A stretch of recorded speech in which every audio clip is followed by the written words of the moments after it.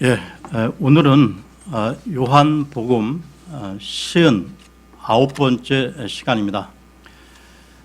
지난 시간에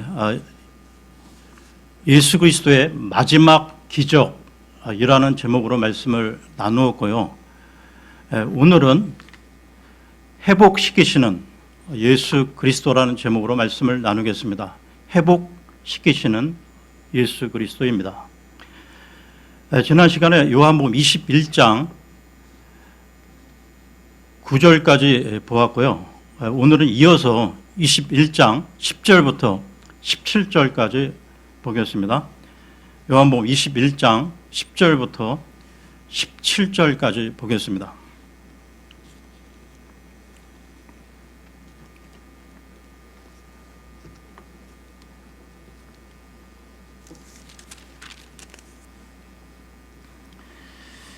예수님께서 그들에게 이르시되 지금 너희가 잡은 물고기를 가져오라 하시매 시몬 베드로가 올라가서 큰 물고기가 가득한 그물을 땅으로 끌어당기니 153마리나 있더라.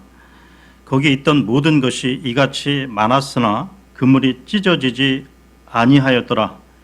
예수님께서 그들에게 이르시되 와서 먹으라 하시니 제자들이 그분이 주신 줄 알므로 아무도 선생님이 누구시니까 하고 감히 그분께 묻지 아니하더라. 이에 예수님께서 오셔서 빵을 가져다가 그들에게 주시고 물고기도 그와 같이 하시니라. 이제 이것은 예수님께서 죽은 자들로부터 일어나신 뒤에 세 번째 자기 제자들에게 자기를 보이신 것이더라. 이처럼 그들이 먹은 뒤에 예수님께서 시몬 베드로에게 이르시되 요나의 아들 시몬아 네가 이것들보다 나를 더 사랑하느냐 하시니 그가 그분께 이르되 주여 그러하나이다. 내가 주를 사랑하는 줄 주께서 아시나이다 하매 그분께서 그에게 이르시되 내 어린 양들을 먹이라 하시고 다시 두 번째 그에게 이르시되 요나의 아들 시몬아 네가 나를 사랑하느냐 하시니 그가 그분께 이르되 주여 그러하나이다. 내가 주를 사랑하는 줄 주께서 아시나이다 하매 그분께서 그에게 이르시되 내 양들을 먹이라 하시고 세 번째 그에게 이르시되 요나의 아들 시몬아 네가 나를 사랑하느냐 하시니 그분께서 자기에게 세 번째 네가 나를 사랑하느냐 하고 말씀하시므로 베드로가 근심하며 그분께 이르되 주여 주께서 모든 것을 아시오매 내가 주를 사랑하는 줄 주께서 아시나이다 하니 예수님께서 그에게 이르시되 내 양들을 먹이라. 지난 시간에 부활하신 예수님이 제자들에게 나타나셔서 많은 고기를 낚는 기적을 베푸셨다고 했고요. 더구나 밤새도록 아침까지 수고한 제자들을 위해 주님께서 직접 숯불을 피워 음식을 준비하셨다고 했습니다. 그러면 이어서 오늘 본문인 21장 10절, 11절을 보겠습니다. 10절, 11절입니다. 예수님께서 그들에게 이르시되 지금 너희가 잡은 물고기를 가져오라 하시매 시몬 베드로가 올라가서 큰 물고기가 가득한 그물을 땅으로 끌어당기니 153마리나 있더라. 거기 있던 모든 것이 이같이 많았으나 그물이 찢어지지 아니하였더라. 주님께서 제자들에게 잡은 물고기를 가져오라고 하셨는데요. 이때도 베드로가 앞장서서 배에 올라가 그물을 땅으로 끌어올렸고 그 잡은 물고기들 헤아려 보니 모두 153마리였습니다. 여기 베드로가 경험한 이날의 그 기적은 베드로가 처음 주님의 이 부르심을 받고 사람 낚는 어부의 삶을 살고자 할 때와는 차이가 있었는데요. 그때의 기적과 관련해 누가복음으로 가겠습니다. 누가복음 5장 4절에서 6절을 보겠습니다. 누가복음 5장 4절에서 6절입니다.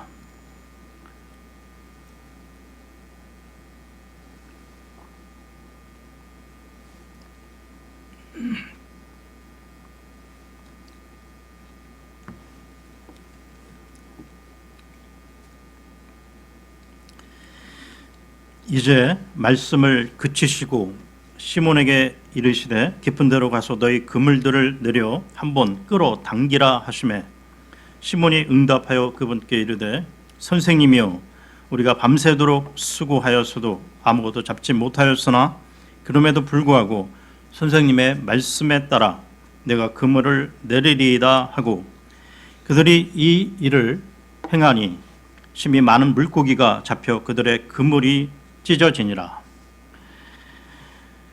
처음 이 베드로가 주님의 말씀을 따라 깊은 데로 가서 그물을 내려 고기를 잡을 때는 그물이 찢어지도록 많이 잡았기에 베드로는 그때 잡은 그 물고기의 숫자를 헤아릴 수 없었습니다. 그런데 오늘 이 본문의 부활 이후 아침에 주님의 말씀에 순종할 때에는 처음처럼 고기를 많이 잡았지만 그때와 다른 것은 그물이 찢어지지 않았다는 것이죠. 성경학자 아서 핑크는 이에 대해 보전의 기적이라고 말합니다. 그러니까 이제 베드로는 혼을 구원하는 전도자의 소명을 넘어 양육하는 이 목자의 사명을 감당해야 했기 때문이죠. 즉 목자는 성실한 목양을 위해 그가 돌볼 양의 그 숫자를 헤아려야 하기 때문입니다. 여러분, 진정한 삶의 회복은 자신의 삶의 소명을 확인할 때 이루어진다는 것이죠. 누구나 자신이 할 일이 아직 남아 있음을 확인할 수 있다면 다시 일어설 수 있지 않겠습니까? 지금 주님은 베드로의 실패를 책망하는 것이 아니라 그의 소명을 회복시키시는데요. 그래서 자신을 부인하고 이 배신한 제자들을 위해 주님은 자신이 준비한 이 물고기에다가 제자들이 잡은 이 물고기를 더해서 바닷가의 아침 식탁을 준비하셨던 것입니다. 그 식탁은 그 풍성한 식탁으로 주님이 직접 그 요리하신 이 풍성한 식탁의 그 환희를 어떻게 제자들이 잊을 수 있겠습니까? 그것은 완벽한 사랑, 풍성한 은혜로 실패한 침체된 제자들을 회복시켜 주시는 바닷가의 향연이었던 것입니다. 여러분, 선한 목자 대신 주님의 약속을 기억하시는지요? 요한복음 10장 10절을 보겠습니다. 요한복음 10장 10절입니다.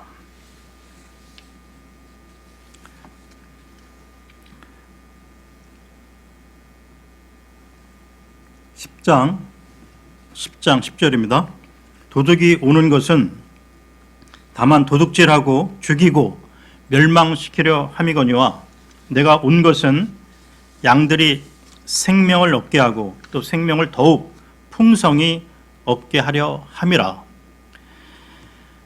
그래서 이 바닷가의 아침 식사는 풍성한 생명의 식탁으로 준비되었던 것이죠. 죄인들을 죄에서 해방하고자 십자가에서 죽으신 주님, 그리고 죽음에서 부활하셔서 당신의 제자들을 만나주시고 찾아주신 주님은 이 풍성한 생명으로 제자들의 삶을 가득 채우고자 하셨던 것입니다.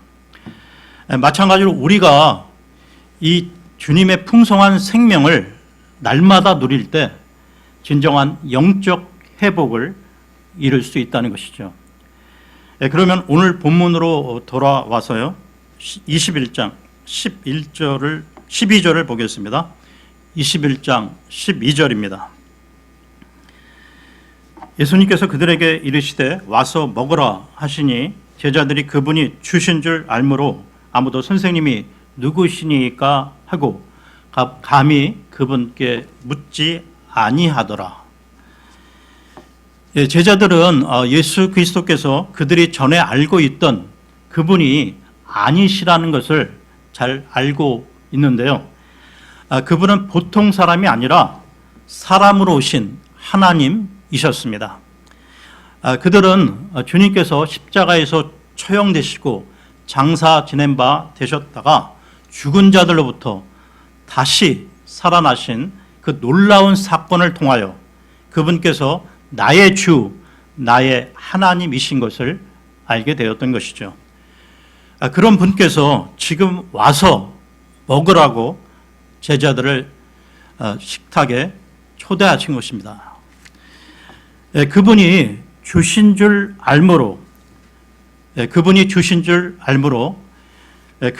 주이심을 맨 처음 요한이 발견한 후에 고백했던 것이고, 이어서 베드로가 이 고백에 동참했고요. 그 이후 모든 제자들의 고백이 되었는데요. 그들은 부활하신 주님, 살아계신 주님을 만난 것입니다. 이것을 신학적인 표현으로 주님의 현존이라고 하는데요.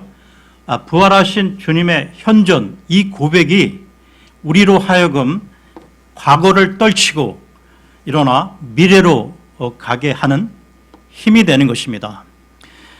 여러분, 문제는 지금 우리가 이 부활하신 주님의 현존을 정말로 믿느냐는 것이죠.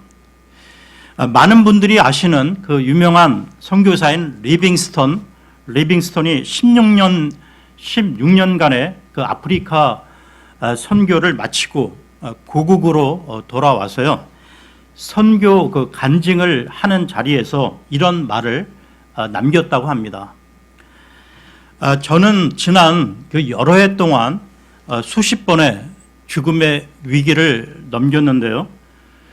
수많은 어려움들이 저를 지치게 했지만 그럼에도 그 땅으로 다시 돌아갈 생각을 한 이유는 꼭 하나로 내가 세상 끝날까지 너와 함께 있으리라고 하신 부활하신 주님의 현존을 믿기 때문이었습니다. 라고요. 이와 마찬가지로 우리의 영적 회복은 곧 부활하신 주님의 현존을 믿는 것입니다. 계속해서 13절을 보겠습니다. 13절입니다.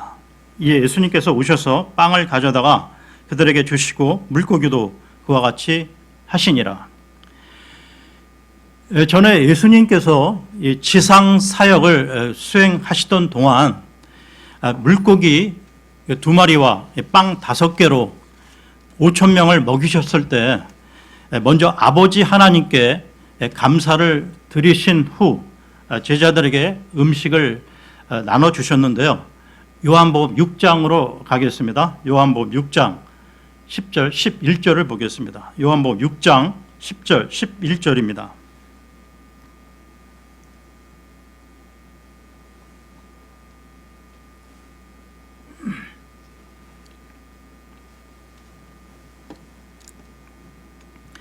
예수님께서 이르시되 그 사람들을 앉게 하라 하시매 이제 그곳에 잔디가 많으므로 그 사람들이 앉으니 수가 5천쯤 되더라.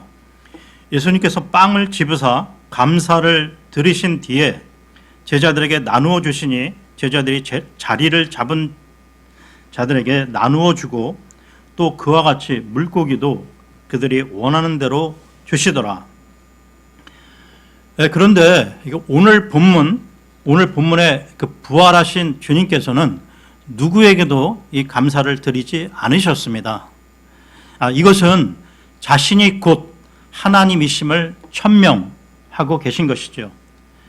그러니까 하나님 자신께서 빵을 집어 제자들에게 주시며 또 생선도 나누어 주셨듯이 주님께서 지금도 우리들을 보살피고 계십니다. 이것은 세상 사람들이 도무지 알 수도 없고 느낄 수도 없는 것으로 하나님의 자녀가 된 우리만이 누릴 수 있는 아름다운 영적 교제요 기쁨인 것입니다. 주님께서는 제자들에게 재림과 관련된 비유를 말씀하실 때도 이렇게 말씀하신 바가 있는데요. 누가복음으로 가겠습니다. 누가복음 12장 36, 37절을 보겠습니다. 누가복음 12장 36, 37절입니다.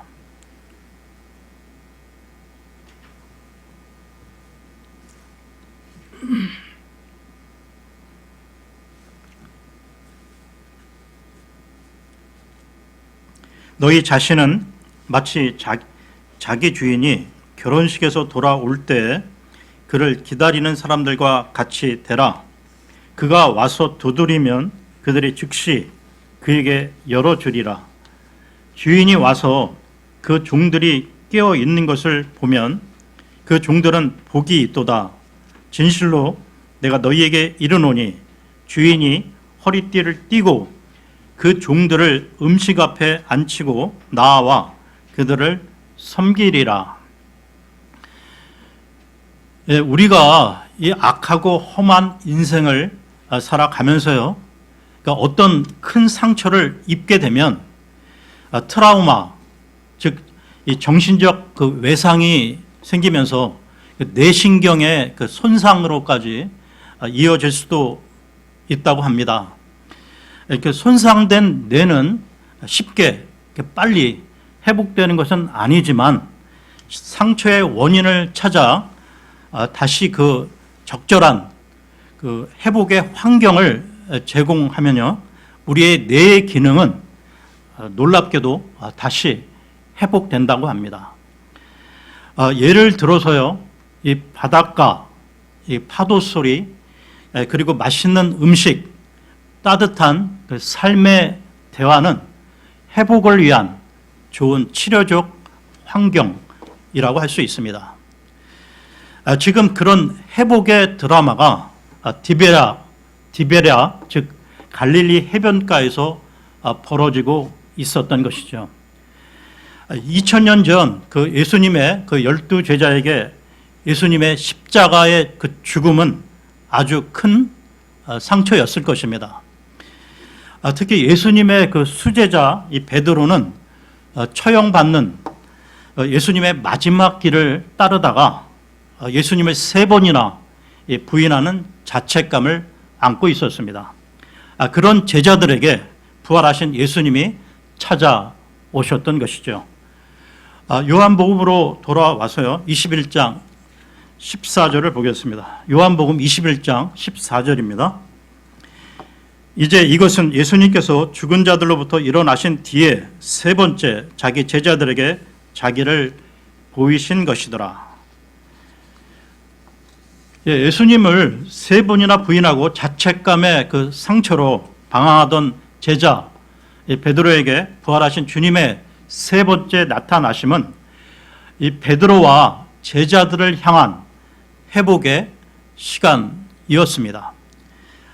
사실 본문의 그 사건, 이 바닷가의 아침 식사는 제자들이 기획한 것이 아니라 전적으로 부활하신 주님이 상처 입은 제자들을 위해 준비하신 은총의 식탁이었습니다. 주님이 직접 음식을 준비하시고 그들을 기다리고 계셨는데요. 그것은 따뜻한 위로와 회복의 시간이 되었습니다. 우리 또한 실패한 이 과거를 떨치고 미래로 가기 위해서는 치유하시는 주님을 통한 회복이 꼭 필요한 것이죠. 계속해서 15절을 보겠습니다. 15절입니다. 이처럼 그들이 먹은 뒤에 예수님께서 시몬 베드로에게 이르시되 요나의 아들 시몬아 네가 이것들보다 나를 더 사랑하느냐 하시니 그가 그분께 이르되 주여 그러하나이다. 내가 주를 사랑하는 줄 주께서 아시나이다 하매 그분께서 그에게 이르시되 내 어린 양들을 먹이라 하시고, 제자들이 식사를 마치자 주님께서는 베드로에게 질문을 하시는데요. 여러분, 주님께서 이 베드로의 문제를 어떻게 매듭 지으시는지 주목해 보시기 바랍니다. 베드로에게는 주님과의 관계에 있어 반드시 해결해야 될 문제가 있었죠. 그렇다고 해서 그가 구원을 상실했다거나 하는 그런 문제는 아니었습니다. 그 문제는 바로 이 베드로의 제자로서의 그 상실과 회복의 문제였다는 것이죠. 이와 관련해서 마가복음으로 가겠습니다. 마가복음 16장 6절, 7절을 보겠습니다. 마가복음 16장 6절, 7절입니다.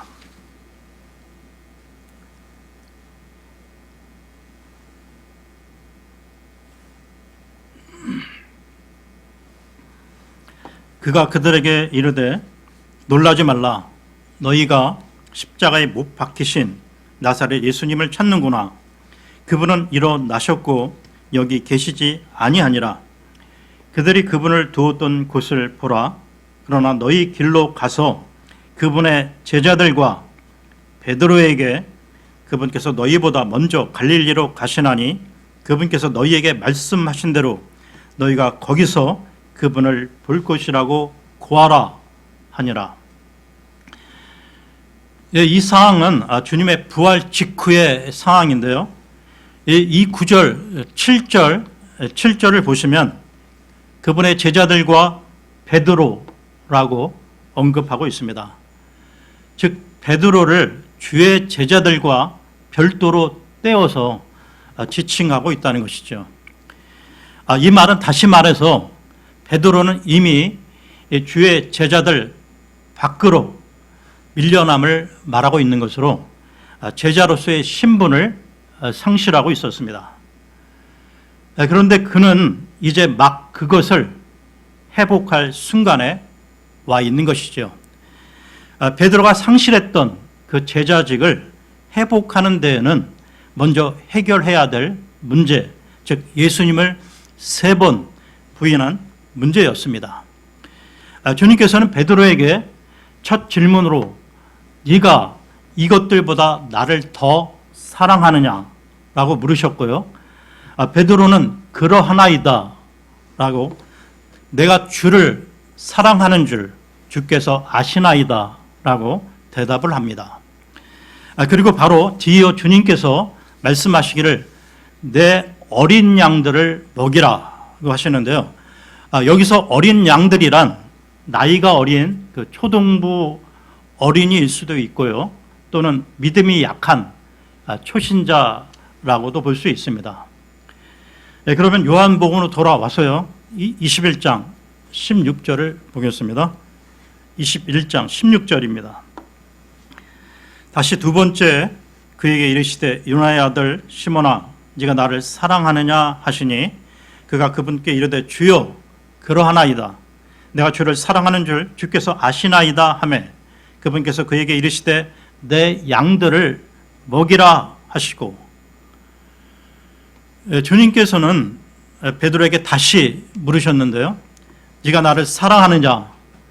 그러자 곧바로 베드로는 그러하나이다 라고 고백합니다. 그에 대해 주님께서는 또 이렇게 말씀하시는데요. 내 양들을 먹이라. 그러니까 조금 전 주님께서는 내 어린 양들이라고 하셨는데 지금은 내 양들로 한 단계 업그레이드 된 것을 볼 수가 있습니다. 계속해서 17절을 보겠습니다. 17절입니다. 세 번째 그에게 이르시되 요나의 아들 시몬아 네가 나를 사랑하느냐 하시니 그분께서 자기에게 세 번째 네가 나를 사랑하느냐 하고 말씀하시므로 베드로가 근심하며 그분께 이르되 주여 주께서 모든 것을 아시오매 내가 주를 사랑하는 줄 주께서 아시나이다 하니 예수님께서 그에게 이르시되 내 양들을 먹이라. 주님께서 베드로에게 네가 나를 사랑하느냐고 세 번째로 물으시니 베드로는 근심에 빠집니다. 그러니까 자신이 주님을 세 번이나 부인했던 그 뼈아픈 기억이 그의 마음을 짓누르고 있었기 때문이죠. 그러니까 아마도 베드로의 그 속마음을 헤아려 본다면 말입니다. 주님은 다 아시면서 왜 자꾸 물으십니까? 제가 3번이나 주님을 부인했지만, 그렇지만 주님 이것만은 꼭 알아주십시오. 주님께서 아시다시피 제가 주님을 정말로 사랑합니다 라고요. 그 베드로의 마음을 알고 있는 주님께서 다시 말씀하십니다. 내 양들을 먹이라. 여러분, 주님의 말씀은 그러니까 3번 모두 주님을 향한 베드로의 사랑을 입증해 보이라고 하신 건데요. 진정으로 주님을 사랑한다면 주님의 백성, 주님의 사람들을 섬길 것이기 때문입니다. 이와 관련해서요, 요한 1서로 가겠습니다. 요한 1서 4장 20절, 21절을 보겠습니다. 요한 1서 4장 20절, 21절입니다.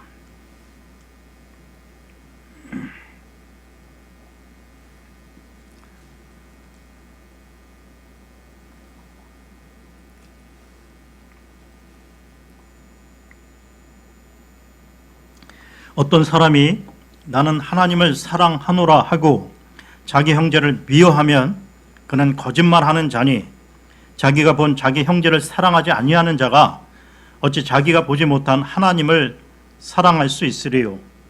하나님을 사랑하는 자는 또한 자기 형제를 사랑하라는 이 명령을 우리가 그분께 받았느니라. 한 구절 더 보겠습니다. 요한 1서 3장 18절입니다. 요한 1서 3장 18절입니다. 나의 어린 자녀들아, 우리가 말과 혀로만 사랑하지 말고 오직 행함과 진실함으로 하자. 그러면 요한복음으로 돌아와서요, 베드로가 고백한 주께서 모든 것을 아시오매, 주께서 모든 것을 아시오매에 대한 좀 더 실제적인 이야기를 해보겠습니다. 여러분은 주님께서 모든 것을 다 아신다는 사실에 동의하십니까? 그러면 주님께서 베드로의 마음을 아시고 모든 것을 다 아시는데도 왜 주님께서는 베드로에게 그가 주님을 사랑하는지 물으셨을까요? 주님께서는 우리의 마음을 다 아시지만 우리의 입술을 통해 우리의 마음을 표현하기 원하시기 때문입니다. 다시 말해서요, 주님께서는 우리의 마음을 아시지만 더 나아가 주님께서는 우리의 입술을 통한 주님을 사랑한다는 고백을 듣기 원하십니다. 주님은 우리의 기도와 찬양과 간증을 통해 주님을 사랑한다는 고백을 듣기 원하신다는 것이죠. 여러분, 단순히 이 주님을 사랑하는 것만으로는 충분하지 않습니다. 여러분, 주님을 사랑한다고 말하십시오. 아내나 남편이나 자녀나 부모에게 사랑한다고 말하십시오. 마음으로만 사랑하는 것으로는 충분하지 않습니다. 입술로도 말해야 한다는 것이죠. 이것이 말의 힘과 능력인데요. 그러니까 마음이 없이 말로만 사랑한다고 하는 것도 문제지만 이 말이 없이 마음으로만 사랑하는 것도 문제인 것입니다. 그러니까 마음과 말 모두 필요하다는 것이죠. 우리는 마음으로 사랑하고 말로 사랑하고 더 나아가 이 사랑을 행동으로 입증해야 합니다. 주님께서는 우리를 마음으로 사랑하시고 또한 주님께서는 우리를 사랑하신다는 사실을 말로 알려주셨고 또한 행동으로 즉 십자가에서 죽으심으로까지 입증해 주셨다는 것이죠. 이것이 바로 성경이 말씀하시는 사랑하는 방법인 것입니다. 그러니까 우리도 이렇게 주님과 다른 사람들을 사랑해야 한다는 것이죠. 이것이 진정한 회복이며 이 회복은 오직 주 예수 그리스도를 통해서만 가능한 것입니다. 예, 오늘은 여기까지 하겠습니다.